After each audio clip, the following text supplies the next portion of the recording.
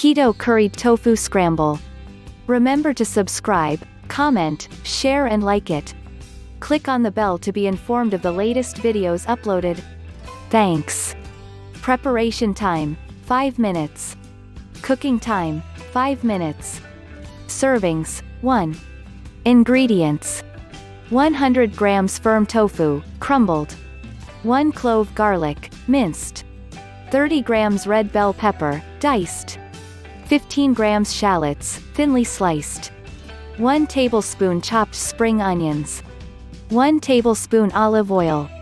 1 tablespoon nutritional yeast. 2 teaspoons curry powder.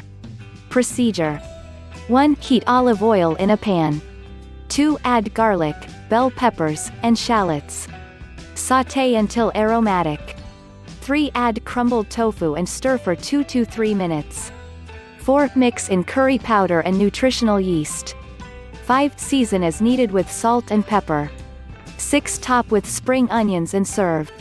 Nutritional information: energy 234 kilocalories. Protein 10 grams 14%. Fat 19 grams 71%.